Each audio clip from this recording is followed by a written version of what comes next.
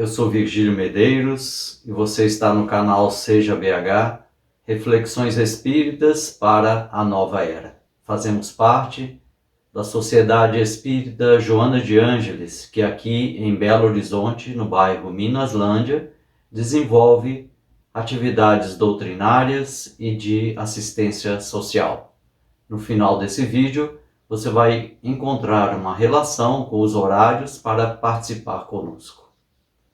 O canal Seja BH semanalmente apresenta assuntos à luz da doutrina espírita. E hoje vamos apresentar a biografia de Allan Kardec. Quando nós pegamos um livro, e esse livro faz parte da codificação, e quando vemos Allan Kardec, gostaríamos de saber quem foi esse homem que codificou o Espiritismo. Então, vamos lá. Allan Kardec, cujo nome verdadeiro era Hippolyte Léon Denisard Rivail, nasceu na França em 1804 e dedicou 30 anos de sua vida à educação. Era bacharel, educador, tradutor e também discípulo de Pestalozzi. Trabalhou e também estudou no Instituto em Yverdun, na Suíça. E após ele ser apresentado aos fenômenos das mesas girantes, observou que por trás daquela curiosidade existia algo de maior valor, de maior profundidade. Estudou as comunicações dos imortais, adotou o pseudônimo de Allan Kardec e codificou o Espiritismo. Reconhecido como o bom senso encarnado, como disse Camille Flammarion, Kardec fundou ainda a Sociedade Parisiense de Estudos Espíritas e a Revista Espírita. E essas entidades foram fundamentais para a difusão do Espiritismo em todo o mundo. Com os 5 livros básicos da doutrina, Kardec codificou o Espiritismo. Por que o nome Allan Kardec? Quando ele estava estudando os fenômenos espirituais, participando das reuniões com a família Baudin em Paris, apareceu um espírito dizendo seu protetor de nome Zéfiro, e esse espírito falou-lhe que já o conhecia em encarnação anterior, na época dos druidas na Gália, hoje região da França.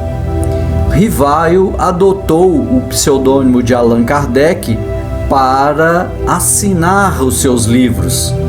O seu nome de educador não influenciasse novos livros e a nova doutrina que estava chegando. Kardec, ou o jovem Rivail, Denisard Rivail, nasceu em 3 de outubro de 1804 em Lyon, na França. Era filho de Jean-Baptiste Antoine Rivail e Jean-Louise, sua esposa. A família viveu nos arredores da cidade de Lyon, no distrito Bourg-en-Bresse, uma comuna francesa, capital do departamento de Ain. E quando Rivail completou 10 anos, a família se mudou da França para a Suíça e ele foi estudar com Pestalozzi. Pestalozzi é pioneiro da pedagogia moderna e introduziu na Europa o seu novo método de ensino baseado na intuição, extrair de dentro como fonte do conhecimento. Kardec, ele foi educado, seu caráter foi aprimorado, lá no Instituto Pestalozzi. Certamente o Instituto fortaleceu o seu corpo, nutriu seu espírito e moralizou-lhe o coração. O Instituto de Yverdun era muito bem organizado, o método de ensino abrangia as disciplinas de química, física, biologia, mineralogia, botânica, zoologia, além das línguas como o grego, latim, italiano, inglês, francês e também geografia, astronomia, belas artes. Então era um programa completo, pois as escolas francesas normais estavam muito aquém deste ensino. E por felicidade de Kardec, sem dúvida, ele foi educado num dos melhores institutos da Europa. Vários alunos de diferentes países iam até Yverdun, na Suíça, para estudar. Kardec, ou Rivail, teve vários colegas famosos. Kardec também estudou instituto ou escola normal, tornando-se professor e pedagogo. Ele escreveu durante a sua estada em Yverdun e depois de estar com os alunos, ensinando, após os 14 anos, ensinando aos alunos mais atrasados do que ele, né? Ele realmente começou a se destacar na escola e os professores deram-lhe então a oportunidade de tornar-se também mestre dos alunos menos adiantados. Entre as suas obras de educação escritas foram várias obras, entre elas um plano de melhoramento da instrução pública, o curso de aritmética e também soluções para problemas de aritmética, geometria, catecismo gramatical, também várias obras pedagógicas para a melhoria do ensino francês. Logo depois, em 1853, após os acontecimentos de Hydesville, na América do Norte, a Europa inteira tinha suas atenções voltadas para os fenômenos das chamadas mesas girantes e dançantes. Em Hydesville, as irmãs Fox foram as pioneiras quando elas conversavam com um mascate desencarnado, um espírito de um mascate que dava-lhe instruções através de batidas e mensagens através de toques nas portas, nas paredes, e isso chamou a atenção de todo mundo. Vários investigadores foram até Hydesville e isso começou a ser disseminado no mundo, inclusive chegando até a França.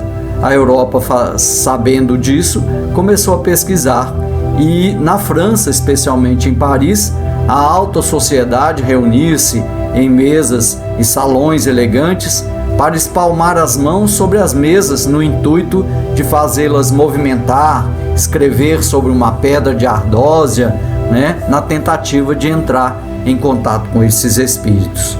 Muitos pesquisadores acreditavam que esses fenômenos tinham uma explicação, principalmente a teoria do magnetismo, um fluido elétrico ou magnético de propriedades desconhecidas e que poderia fazer com que os móveis ou objetos se mexessem. Porém, um professor amigo de Kardec chamou dizendo o seguinte: olha, além das mesas se movimentarem, elas também estão respondendo perguntas. E aí Kardec disse as palavras célebres: só acreditarei quando o vir e quando me provarem que uma mesa tem cérebro para pensar e nervos para sentir. O ceticismo de Kardec logo foi dissipado quando ele percebeu em 1855, na casa da senhora Plémaison, que ele declarou que não deixavam margem qualquer dúvida. Grupo de amigos e de pesquisadores que estavam no instante onde ele estava participando da reunião, eles perceberam que as respostas eram inteligentes, apareceram as ardósias escritas, as cestas presas a uma caneta davam as mensagens e realmente Kardec declarou que algo de sério existia naquilo, talvez a revelação de uma nova lei. E aí, diz Kardec, tomei a mim investigar a fundo.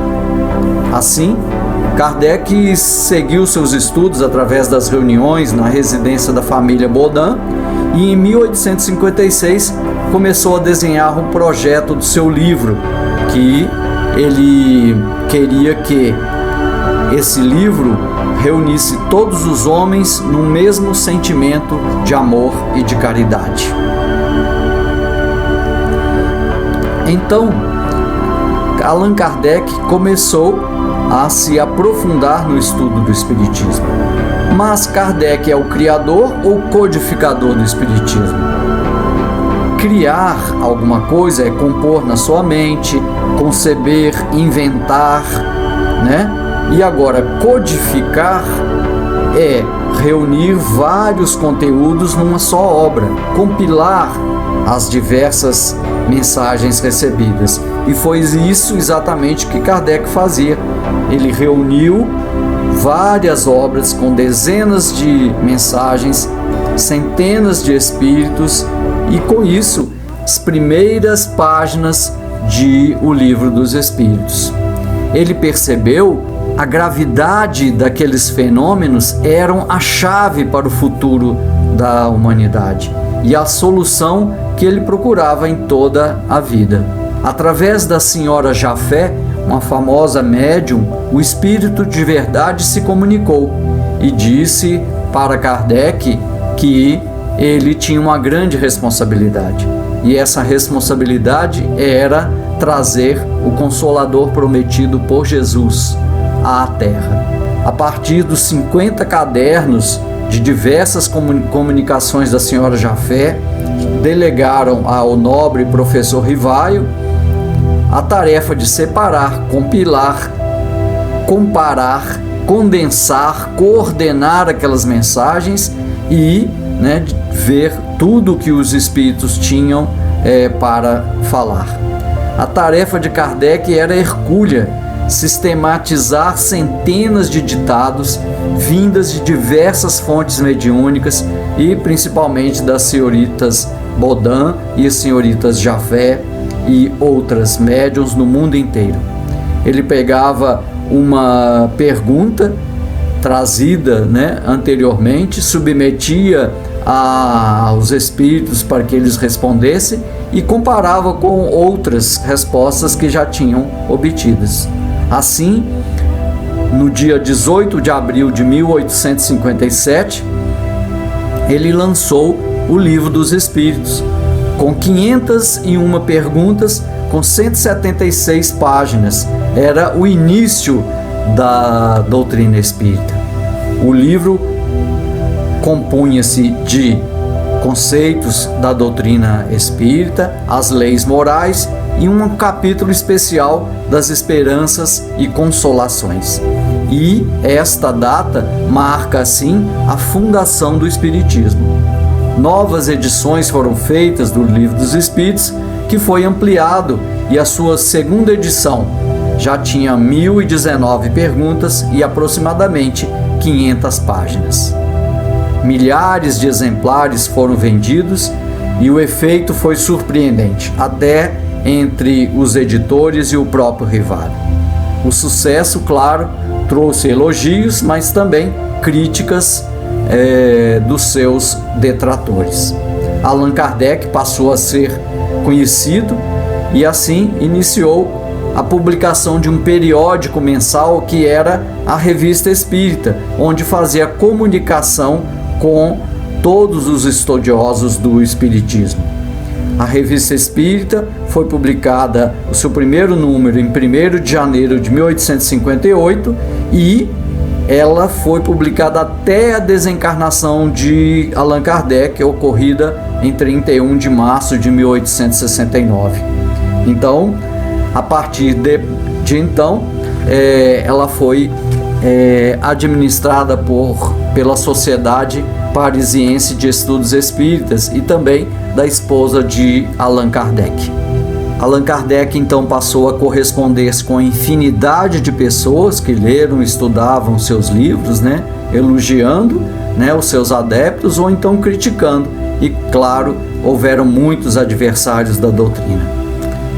A doutrina espírita, então, com os seus 5 principais volumes, que são o Livro dos Espíritos, o Livro dos Médiuns, o Evangelho segundo o Espiritismo, o Céu e o Inferno e a Gênese.